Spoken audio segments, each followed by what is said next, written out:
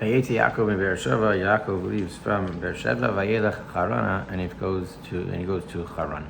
And we know well the episode that takes place of a dream that he has, Vayifka b'makom, that he's in a special place, which we know is Har Moriah. And there he has this vision of Malachei Elokim, of angels of Hashem, Olim v'Yordim Bo. But Chazal fill in a bit more of what happened. A lot of it is recorded in Rashi, not at the very beginning of the parsha, but a few psukim later in Pasuk Yud Zayin. And Chazal understood that he really was Vayelech Harana. He got all the way to Haran. He completed his journey. And then suddenly it dawned upon him that there was this place that he missed along the way. He missed, and he realized, how could it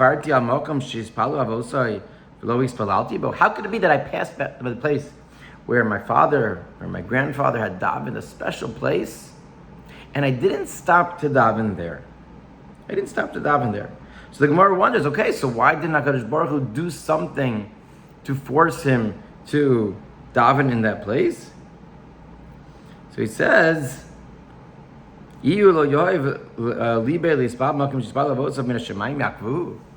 he didn't concern him, it wasn't important enough to him, he wasn't paying attention, then HaKadosh Baruch Hu was not going to intervene. But then what happens? After he realizes that he passed by the place and he decides that I want to return, he changed his mind and now he decided, I'm going to go back. I need to make sure that this is going to be a place where I daven for the future of Klal Yisrael as well. He went to Beisel, and then there was Kfitzas Haderech, and then special miracles occurred in order to allow him to be able to daven there. It's fascinating. HaKadosh Baruch Hu intervened to make sure that Yaakov Avinu would be able to daven there. He did not make him journey all the way back. But on the other hand, when it would have been easier, as it were, when HaKadosh Baruch Hu could have just made him stop along the way, there HaKadosh Baruch Hu did not intervene. So what's the difference? If it was so critical, and HaKadosh Baruch Hu understood that it was so critical, because he made sure that Yaakov was able to return there, that somehow the earth became shorter, and Yaakov's journey was changed. So how come initially he wasn't able to stop there?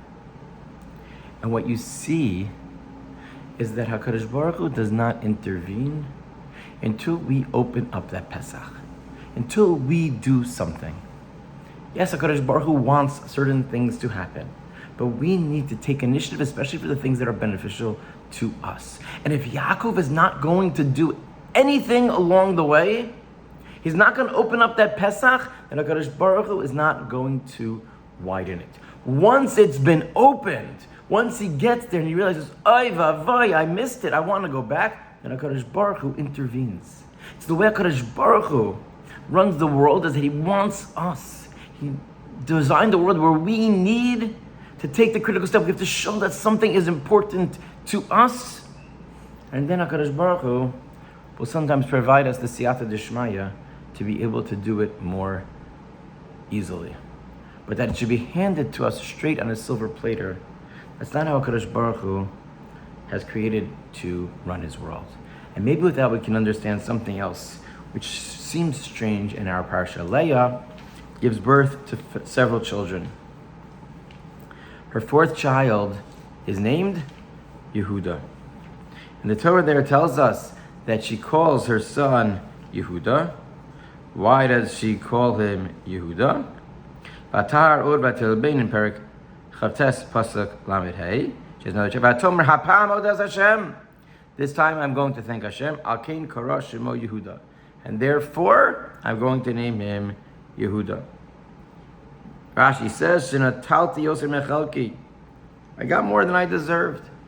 Chazal highlight this as a tremendous thing. That she was the one who brought Hodah, that made it something that we do, that we are moda, that we acknowledge the Tova of HaKadosh Baruch Hu. It's beautiful. What are the next two words? Vatamod miladas. And she stops having children. What's the juxtaposition between the two? It might be incidental, It certainly doesn't seem that way. And perhaps the idea is that even when we're moda to HaKadosh Baruch Hu, and we thank HaKadosh Baruch Hu, it still requires of us to ask for more. It's HaKadosh Baruch Hu is not limited that, I got this, now I can't ask me anything else. HaKadosh Baruch Hu is the source. If there's anything that we want in this world, we need to ask for it. And acknowledging that he is the source, that is step number one. But Leah only acknowledged him as the source, and she was thankful for what was in the past. What she could have done, and what she should have done, and ultimately what she does do later on, when she has more children, is she thanks HaKadosh Baruch Hu, and she davens for more children. And perhaps these lessons go hand in hand. HaKadosh Baruch Hu wants us to notice what it is that we need in this world, to be attuned to the spirituality, to find that first step and to turn to him and to say, this is what we want. This is where we want to grow. We want to. We don't always know how to become closer to you. We don't always know what to do, but this is what we want. This is the bakasha that we make. We thank you for so much, and we don't take any of it for granted. But if we want to be able, like a Yaakov Avinu, to have incredible connections to HaKadosh Baruch Hu, the first step is that we pause and we recognize that there is Kedusha. This is something that we want. It's something that needs to be addressed. And then we ask HaKadosh Baruch Hu for it. When HaKadosh Baruch Hu sees our desire, there's nothing that he can't do. And hopefully he showers his blessing on each and every one of us, all of the tefillos, all of our desires, all of, the sometimes not knowing what it is or how it is that we can get closer when we at least wish to want.